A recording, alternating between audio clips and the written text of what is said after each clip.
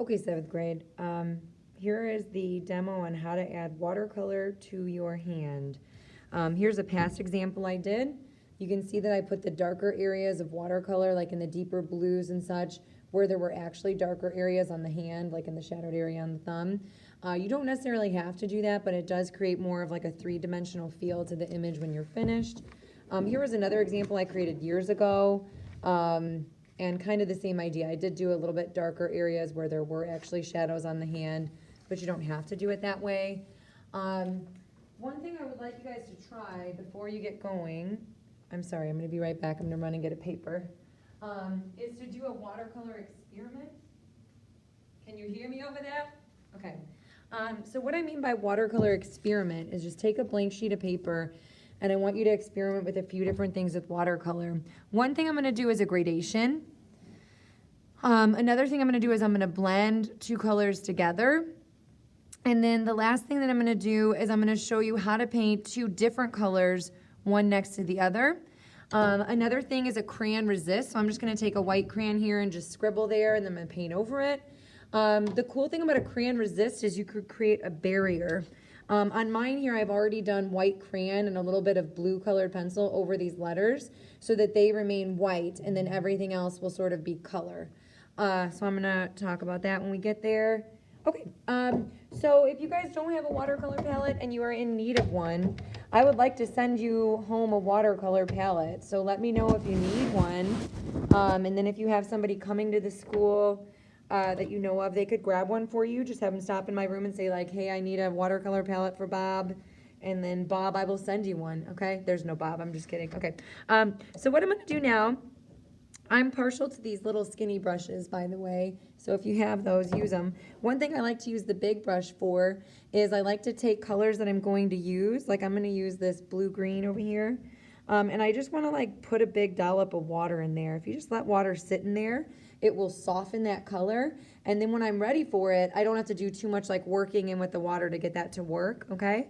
I'm gonna wet this blue down right next to it because I love to mix blue-green.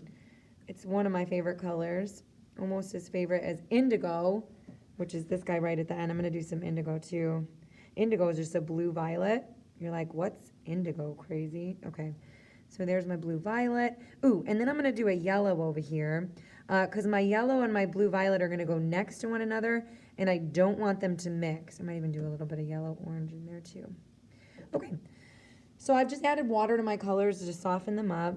I'm gonna go ahead and start with this blue-green. Oh, by the way, let me just show you the crayon resist. So you can paint over crayon. Crayon leaves a waxy surface on the paper, and it will not allow that watercolor to soak in where the crayon has been. You could create borders as well. So on my hand, I think I'm gonna do yellow on the tips of the fingers, and then I'm gonna like fade into orange, into red, and into purple, and like kind of do a rainbow as it goes down. So I might actually start off with sort of a crayon outline on the edge of my hands to keep the background white, and then my watercolors will remain inside the hand. If that makes any sense to you, I'll show you when I start on the hand. So the first technique for watercolor I'm going to show you is a gradation. So when you're working with watercolor, it is possible to get a fade where the color fades out from dark to light. The key will be, I'm going to rinse out my brush a little bit, by the way. I'm just going back in the water, and I'm getting kind of a lighter green already. So I'm just going to the water. I'm not going back to the watercolor palette right now. Painting outside the lines a little bit. Whoops. Okay. And then I'm just dabbing off on my paper towel to dry off the brush, and it's kind of spreading out that color, but not very much. When that's dry, if you wanted to, you could even go back to that blue-green, get a little bit more pigment, and dot a little bit more pigment in there. And I'll try and maybe show you that in a minute or two once it's dry. Oh, I forgot what I wanted to do. I wanted to paint, let me do two sides of this one. I'm gonna paint one and let it dry, and then I'm gonna leave one wet. So I'm gonna show you how to paint next to something, okay? So let's say I have like just a beautiful yellow shape right here. If I was to paint a color next to it, those colors would blend if this yellow was wet. So if I don't want the yellow to blend with a color next to it, let's say I want to do like a yellow and a purple and a yellow and a purple, well then I need to leave that yellow dry thoroughly. So anytime you want to paint two colors next to one another, you got to let them dry, okay? All right, in this middle one, I'm gonna blend two colors together. So I'm gonna blend, I think, my blue and blue-green. Oh, you know, I kind of wish I would have, nah, I'll just use this blue, whatever. Whatever. Okay, so I'm gonna do a gradation just like I've done in the past. Oh, and by the way, when you're blending colors, I could just go ahead and throw some blue right over that and they'll blend together. But I like to have shapes that sort of fade into another color. So it starts off as a blue-green, and then it will change into blue. By the way, you don't want to do this with colors that are spaced far apart on the color wheel. So like blue and green, they're next to each other on the color wheel. It goes like this, Roy G. Biv. You guys know Roy G. Biv? Red, orange, yellow, green, blue, violet, okay? So red and orange blend nicely, orange and yellow, yellow and green, green and blue, blue and violet, and then violet goes back around to meet red. Does that make sense? So the ones that are next to each other blend well, just like, ooh, look at this blue and green blending nicely. If you want them to blend a little bit more, add some water and kind of pull those guys together, and that'll make sort of a third color right in the middle where they meet. Blending some blue greens, yay. Another pretty blend you guys can do is with light and dark colors. So like, let's say I had like a green here. Remember, yellow is next to green, so even though it might not be right next to it on the watercolor palette, if it's next to it on the color wheel, you could grab it and blend. I'm making like kind of like a lime green area here in the middle. Yeah, that's fun. I like blending. Okay, now, this guy is not actually dry yet, so I'm gonna cheat a little bit. And I'm just gonna kind of like dab this color with my paper towel, soak up some of that excess. These paper towels at the school, let me tell you, they're super absorbent, really fancy. Just kidding, I'm being sarcastic. Okay, it's how I survive in life. All right, moving on. So let's pretend this guy is dry. It's kind of not dry, but anyway, once a color is dry, you might even want to let it dry like a day, like literally come back the next day or several hours later and paint next to it. Then this purple would go right next to it without blending with it, okay? However, since my color is wet, you're gonna see some of that purple kind of pull into that yellow area. See how it's starting to kind of like look like a tie-dye effect on the edge, kind of getting fuzzy? And then I'm gonna put some really wet yellow on this other side. I'm gonna be very careful not to touch the purple, but what's gonna happen is, oh man, look how muddy my yellow got, darn.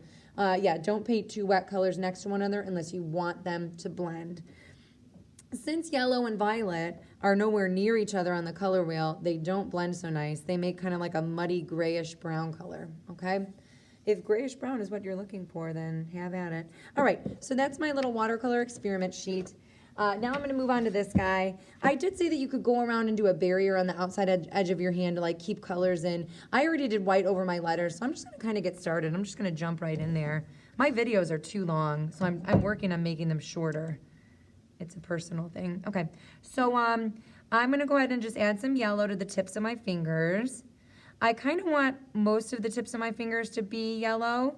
But I might also just extend it where there's light areas on the finger. Like, so because this area is really light on my thumb, I might add the yellow here. And then in the shadowed areas, kind of move more into the orange and red, okay? Same thing, like this guy's got some light up in here. Okay, there we go, we got some light, some light. Those will be my lightest areas of the hand, I have decided. And then I'm going to fade into oranges and reds from there, okay? I'm going to go into like a yellowy orange. It's not much darker than my yellow. Oh, I like that color. That's pretty, okay. So I'm doing some yellow orange, and then I'm going to fade into orange, which is this dude over here. I did not get this one wet yet, so you're going to see that I'm going to have to move that brush around a little bit. I'm going to have this orange, like definitely like black out all my shadows.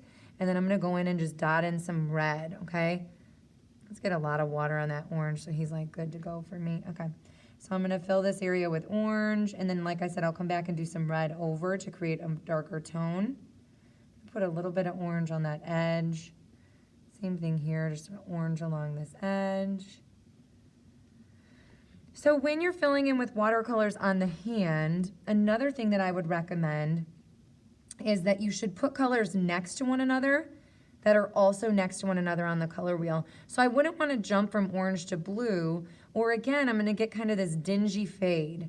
And by the way, you don't have to use all the colors on the color wheel. If you wanted to just do blue, and literally just do like blue gradations on your hand where it kind of fades, that's fine by me. You guys could do that. If you wanted to just do blue and green, or if you wanted to just do reds and oranges, however you feel you want to do that, that's okay. Don't feel like you have to use a full rainbow, a full spectrum of colors or anything.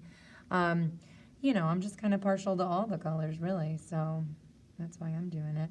I'm going to come back in here with some red, so it's going to create a little bit of a darker tone. I'm just kind of trying to show you guys these 3 fingers. I don't want to do the whole hand, but again, I will come back with some video after the whole hand is done, so you can see what that looks like. Essentially, I should be able to kind of paint over these letters. I'm kind of nervous to do it because sometimes it does seep in even if you've done the crayon over it. You know, I'm going to bring in a little bit of yellow over here too. Hello, yellow. Alrighty, so there's that happening. Okay, now I'm going to go ahead and add some reds. I didn't get the red wet yet. I should have, because then it would have been a little bit easier to use. By the way, if you just have one of the single color palettes where they just have like the one side, that's okay too, don't worry. Any color that comes on the tertiary color side, like red, violet, red, orange, yellow, orange, blue, green, you can mix all those colors, okay? So don't feel like, oh man, I'm missing out because I don't have that palette. You can honestly mix them. Right now I'm jumping from orange to red, and I'm just gonna mix some red orange, okay? See, like right here, because it's so watery with that orange, I'm just mixing a little red orange. Watercolor is fun. I really like doing watercolor. If you don't like doing watercolor, it's probably because you're A, lazy, or B, you're really meticulous and you can't kind of control the watercolor as well. It kind of wants to bleed out in certain areas. And so I felt you on that one. I used to be really meticulous and I used to like hate it when the watercolors would bleed. But then one day I just kind of had an epiphany and I was like, I'm just going to let the watercolors do what they want to do. And it was glorious. So anyway, you might want to try that out. Okay, so I'm adding in some red tones. I really like once you get that third color in there. I know some of you might be like, I'm just doing blue. That sounds easiest. But anyway, I do like 3 colors kind of blended together. So if you do like a light color, a medium color, and a dark color. So I'm not saying you have to, but I'm recommending blending with at least 3 colors, okay? So these are my 3. I think I am actually going to do all the colors eventually. But it'd be pretty cool if you guys tried 3, because I feel like you'd get that full range of like light, dark, medium areas, okay? All right, so I'm going to halt there, and then I will come back in a minute. If you want areas, like I have a lot of lines happening here, if you want areas to blend or be more fuzzy, just go back in and add some water to them, and then it'll kind of get rid of those line designs, okay? Yeah, I'll halt there, and I'll get back with you. Okay guys, so this is the finished product with watercolor. It's still wet. You can see some glossy areas. So once it soaks in, it'll probably look a little bit lighter. These like kind of splotchy areas will probably blend a little bit more subtly. And then I'll get back with you with one more demonstration maybe on how to like cut out and do a colored background or different options for the background. You could be done at this stage if you wanted to be though.